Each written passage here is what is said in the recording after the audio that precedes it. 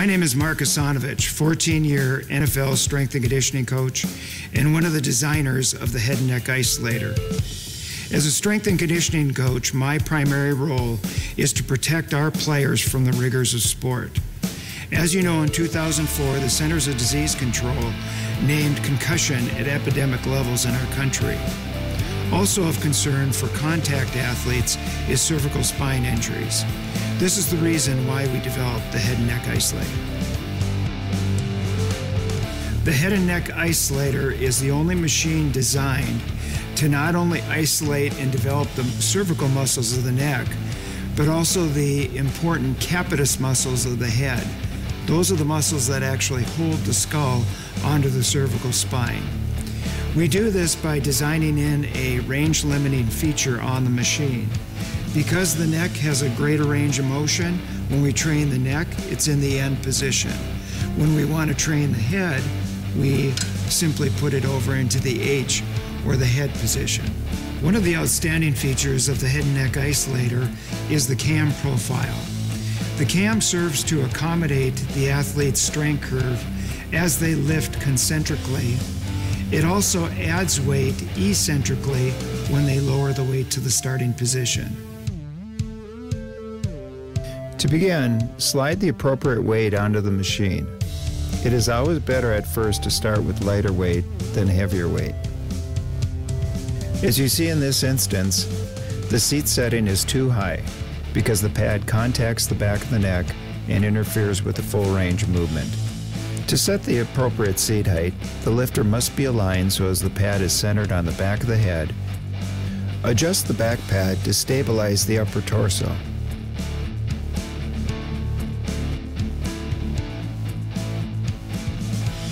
Sit in the middle of the seat in a fully upright posture. Place the feet on the floor. The head should be fully flexed with the chin against the chest.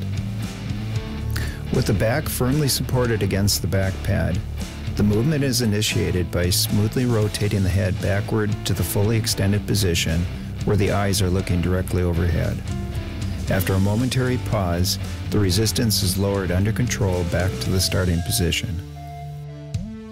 To prevent shifting and teetering of the upper torso, as in this example, the shoulders and feet must remain fixed with the buttocks centered on the seat.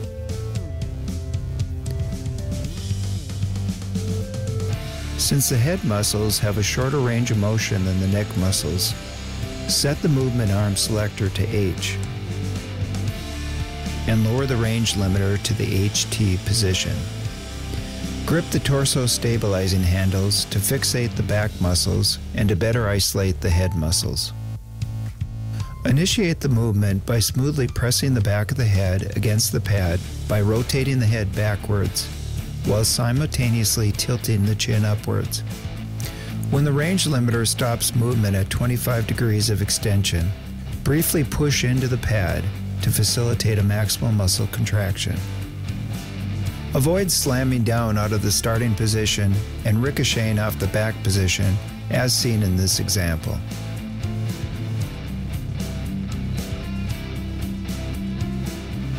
Raise the range limiter to the end position.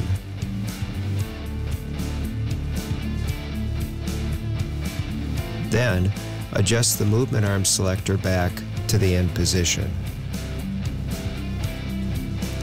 Slide the back pad so it is flush with the machine, as it will not be used in this exercise. Grasp the work arm and push it forward for proper positioning onto the pad. Gradually transition the load from the hands to a static holding of the head. Grip the handles to stabilize the upper torso.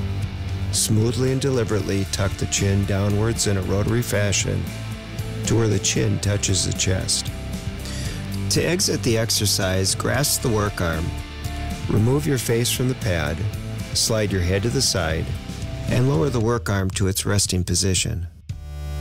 To facilitate a more comfortable entrance and exit from the exercise, push the movement arm forward to the starting position with your hand, and not the neck and back as shown here.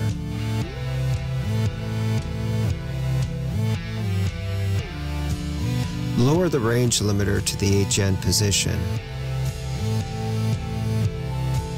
Then adjust the movement arm selector to the H position. Grasp the movement arm, pushing it forward for proper positioning on the pad. Gradually transition the load from the hands to a static hold. Grip the handles to stabilize the upper torso. Initiate the movement by pressing the forehead against the pad while nodding the head downwards. The range limiter will stop movement at 10 degrees. Briefly push into the pad, then lower the work arm under control back to the starting position. This is a very small range of motion. Do not rebound off the back or the front stopping positions of this exercise. Instead, the nod should be performed using slow, deliberate movements. Sit perpendicular to the movement arm.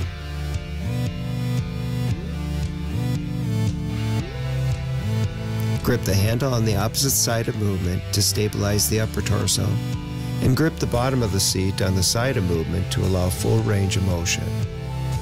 Initiate the movement by slowly and deliberately pressing the head against the pad to where the pad touches the opposite shoulder. Face the opposite direction to train the other side of the neck.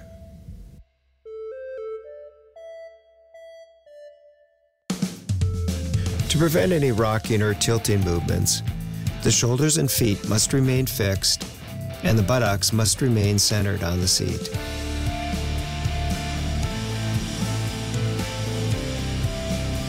This concludes the head and neck strength training protocol. I wish you the best of success for maximizing results and minimizing injury. Thank you.